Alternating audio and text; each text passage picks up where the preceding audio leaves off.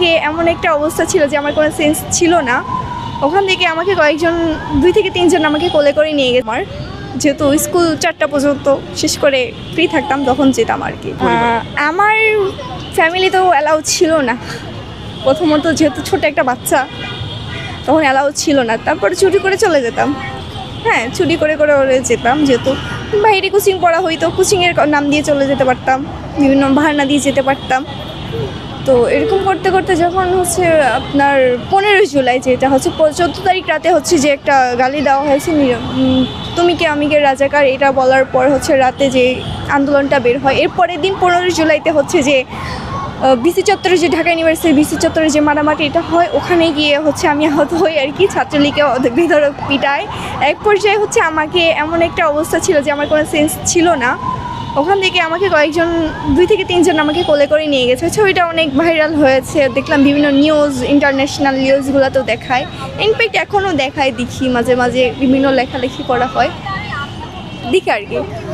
তো আমি ভাবিনি কখনো যে এতটুকু বয়সে এসে আমি এত বড় একটা জিনিসে ফেস করব বা দেখব কীভাবে একজন প্যাসেস্টের বিরুদ্ধে কথা বলতে হয়, লড়াই করতে হয়, কীভাবে নিজের অধিকার আদায় করতে হয় আর কি।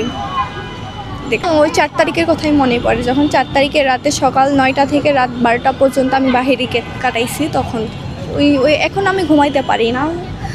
একটা মানুষকে, আমার এখনও প্রশ্ন থাকবে পুলিশদের কাছে, একটা মানুষকে মারতে হলে আপনাদের কয়টা বুলেট খরচ করতে হয়, কয়টা? 4 তারিখ আমার মনে আছে, এই শহীদ মিনার থেকে 4টা লাশ নিয়ে আমরা হচ্ছে শাহবাগের উদ্দেশ্যে রওনা দিই। শাহবাগ মরে যাওয়ার পর আমাদেরকে আবার হচ্ছে বেধড়ক পিটায়, লাশগুলোর উপরে আবার বুলেট ছোড়া হয়।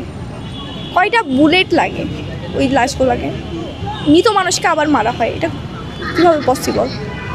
দীর্ঘ 1 বছর হয়ে গেল। আমার প্রত্যাশা তো ছিল ভালো কিছুই হবে, ইনশাল্লাহ ভালো কিছু হবে। সবাই আমরা যদি একসাথে থাকি, সবাই মিলে যদি দেশটাকে ভালোভাবে করতে পারি, তাহলে ভালো কিছুই হবে ইনশাল্লাহ, আশা করা যায়।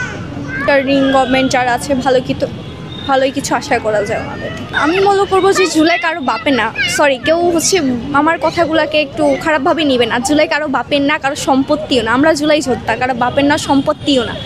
আর জুলাই সম্পত্তি হিসাবে ধরার অধিকার কারোকে দেওয়া হয় নাই। এই জুলাই সবার, রিক্সা শ্রমিক থেকে শুরু করে ডক্টর থেকে শুরু করে সবার এই জুলাই কারো বাপের না, কোনো সম্পত্তি না, কোনো পার্টির না, যে আপনারা চাইলেন না দিয়ে দিলেন হয়ে গেল, এমনটা না। জুলাই সবার।